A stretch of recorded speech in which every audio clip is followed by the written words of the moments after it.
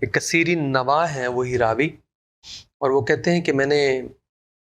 امام محمد الباقر سے پوچھا کہ مجھے بتائیے کہ کیا ابو بکر عمر نے آپ کے حق کے بارے میں کوئی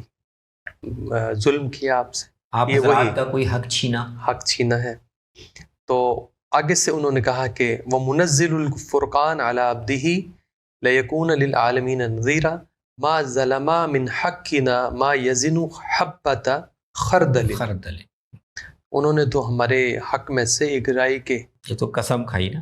ومنزل الفرقان، اس اللہ کی قسم جس نے فرقان رسول اللہ صلی اللہ علیہ وسلم پر اتارا ہے،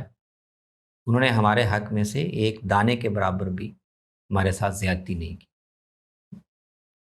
اور آخر میں کہا کہ بری اللہ ورسولہ من جو ہے المغیرہ بن سعید ہے وہ بیان فإنہما کذبا علینا اہل البیت، یہاں انہوں نے مینشن بھی کر دیا کچھ لوگوں نام کو مینشن بھی کر دیا کہ جو ہمارے ذمے یہ جھوٹ منسوب کرتے ہیں۔ تو اس میں دو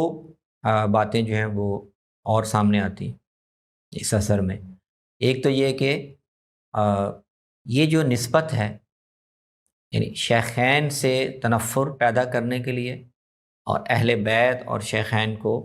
فریق دکھانے کے لیے، یہ استدلال یا یہ نکتہ کہ اموال فے کی کہ جو حصے رسول اللہ صلی اللہ علیہ وسلم کے پاس آئے تھے اور آپ کی وفات کے بعد ان کے بارے میں ایک اختلاف پیدا ہوا خلفاء کے مابین اور اہل بیت کے مابین، کہ آپ کے بعد ان کی نوعیت کیا ہے۔ بالکل صحیح۔ تو خلفاء راشدین کا موقف یہ تھا، سیدنا ابوبکر سیدنا عمر کا، کہ ان کی نوعیت یہ ہے کہ یہ حضور کے زمانے میں بھی آپ کو دیے گئے تھے، آپ کے اقربا اور خاندان کے لوگوں کے مصارف پورا کرنے کے لیے، بالکل ٹھیک، اور اس کے جو بچ جاتا تھا وہ آپ اپنی زندگی میں بھی اپنی ملکیت کے طور پر استعمال نہیں کرتے تھے۔ بالکل ٹھیک، خرچے اور اخراجات پورے کرنے کے بعد جو بچ جاتا وہ پھر آپ بیت المال میں، بالکل تو آپ کے بعد بھی ایسے ہی چلے گا ٹھیک ہے کہ ان سے یہ خاص ہیں حضور کے اہل بیت کے لیے، اقربا کے لیے،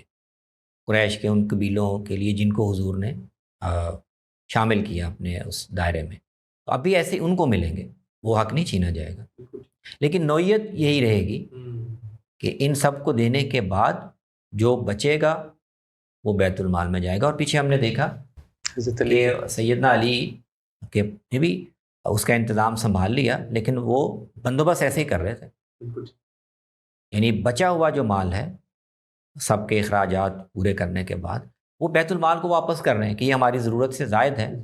یہ بیت المال میں جمع کر لیا جائے۔ تو اب اس نوعی معاملے کو اس طرح تعبیر کرنا کہ ان کا حق غصب کر لیا گیا، ان کی زمینیں تھیں ان کو نہیں دی گئی، ان کے مال تھے ان سے چھین لیے گئے، تو یہ بھی ان حضرات کے دور میں اس کو یہ رنگ دینے کا عمل شروع ہو گیا، اور اسی تناظر میں انہوں نے سوال پوچھا کہ کیا انہوں نے آپ کا کوئی حق غصب کیا؟ ان کے ایک دانہ بھی نہیں غصب کیا۔ وہ ایک انتظام کے معاملے میں اختلاف تھا، اس پہ رائے دونوں ہو سکتی ہے، اجتہادی اختلاف ہو سکتا ہے، لیکن یہ کہ اس میں کوئی اہل بیت کے ساتھ زیادتی کرنے کا یا ان کا حق ان سے چھیننے کا کوئی پہلو تھا، ایسا نہیں ہے۔ انتظام الاسلام تو ویسے ہی چل رہا ہے، انہی کو دیا جا رہا ہے، بالکل ٹھیک، اور وہ انہی کی ثوابدید پر ہے کہ کچھ بچا ہے نہیں بچا، اور بچا ہے تو اس کو بیت المال میں دینا ہے۔ حضرت عثمان نے کہا کہ وہ ہمیں بھی دینے کی ضرورت نہیں ہے، وہ بھی آپ خود ہی بندوبست کر لیں۔ تو اس میں زیادتی، ظلم یا غصب کا تو کوئی پہلو نہیں۔ ایک تو اس میں یہ ہمیں صورتحال کا ایک پہلو یہ سامنے آتا ہے۔ دوسرے انہوں نے یہ ان کو پتہ ہے، اور یہ حضرت علی کے دور میں شروع ہو گیا تھا، وہ آگے ہم دیکھیں گے۔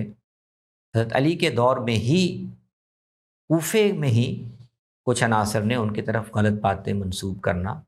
شروع کر دیا تھا، اور حضرت علی کو بھی اس سے برات کا اعلان کرنا پڑا۔ تو یہ ائمہ اہل بیت بھی یہی کر رہے ہیں، اور یہاں پہ تو امام